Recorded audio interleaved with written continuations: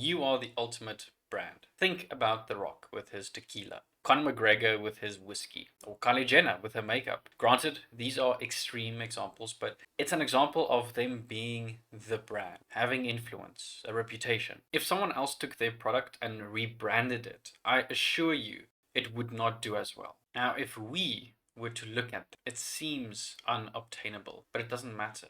We're not supposed to look at the mountain in the first place. When you build your brand, start small. Take my email subscriber list of 20,000. When I started it, my mind was racing with thoughts to grow it as fast as possible. I was thinking about what could I write about that would get the most attention. Now, luckily, I didn't go down that road. I became a small expert in my corner of the world. I was taking photos of the outdoors and uploading them, and people were asking me to share how I go about creating them. So I started creating simple tutorials there for anyone interested. I started with camera tutorials, then switched to mobile photography tutorials because almost everyone has a phone and is taking photos. I combined this with sharing articles about philosophy or the philosophy of creativity. That became my niche. That became, well, me.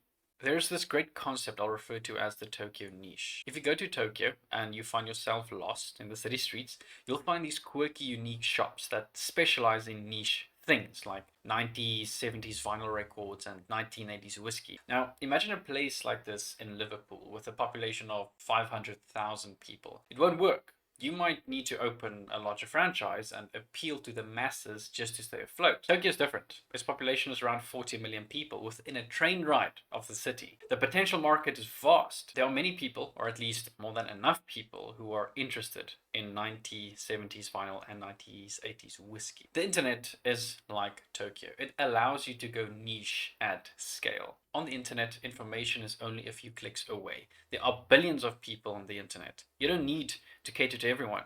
You can find your tribe or your audience and make a significant impact by becoming an expert in a specific field or topic. Go deep into a topic, become an expert on something highly specific, and you can wear that badge of honor. There are millions of people with the same interests, problems, and desires as you. You only need to find a small fraction of them. Start a personal brand. You are the niche. What can people expect when they come to you, to your creative space? Give me the big philosophical aspect of it, not the she talks about finance or he talks about writing. This is your why, your vision, or your reason. It becomes an extension of you. That's why a journey online is a self-development journey within itself. Because you need to constantly improve every single aspect of yourself and your content and your business and all the different aspects of that. You need to constantly question yourself and ask what you can improve. Now, it's during a process like this where you discover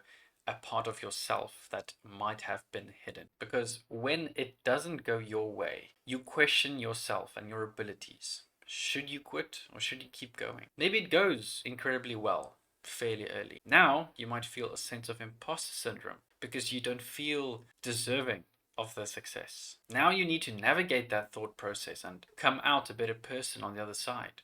I'm interested in psychology and business and self-development, or the psychology of business and all the aspects of it. Now, I'm sure there are many other people out there who are the same. If you look at who you follow on social media, chances are you follow multiple personalities in multiple fields. I follow people talking about psychology, business, and entrepreneurship, self-development, but very few mix it all together. These people have their own mixes.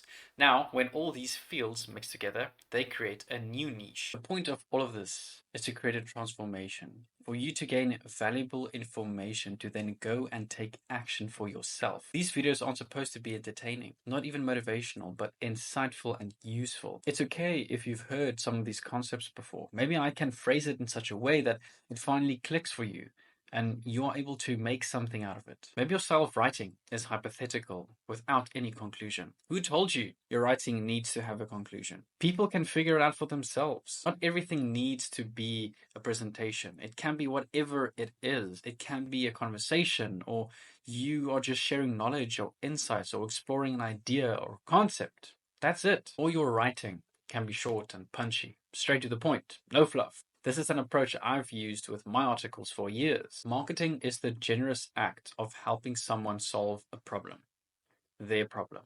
It is about being generous with your expertise, your products, your services, whatever it is that you have to offer. Now, before you start plastering your face and brand all over the place, take a step back. Stop thinking about yourself for a moment and put yourself in the shoes of your audience.